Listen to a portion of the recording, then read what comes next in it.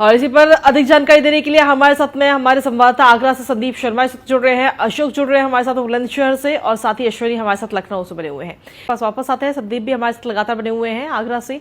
संदीप, आगरा में क्या कुछ स्थिति है, क्या कुछ असर इस बेमौसम बरसात का पड़ रहा है वहां पे?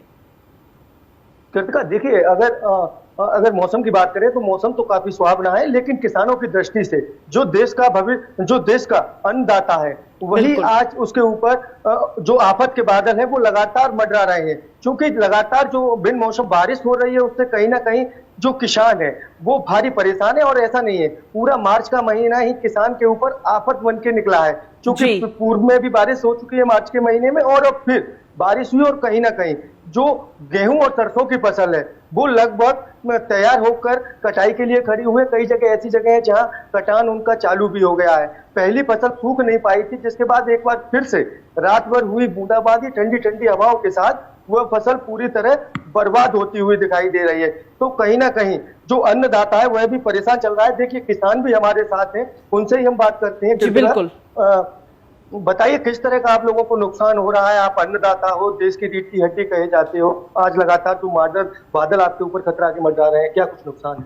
बहुत ही साहब किसानों में घबराहट है। गेहूं की कटाई चल रही है, ऊपर से बादल है, और कोल्ड स्टोर भर चुके हैं। आलू कुछ बाहर पड़ा है, उसको ऐसे अभी हमारी ये ढेरी है, देखिए, तो तिरपाल से ढाकना, बाजार भाव नहीं मिल रहे, बहुत ही परेशान है किसान।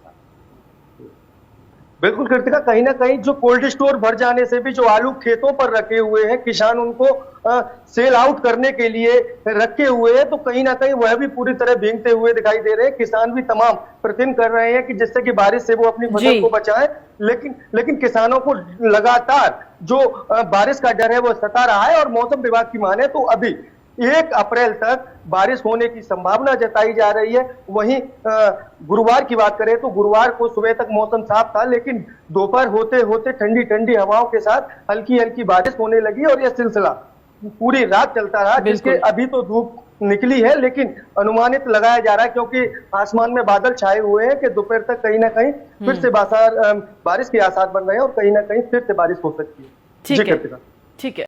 साथ संदीप भी लगातार बने हुए हैं आगरा से।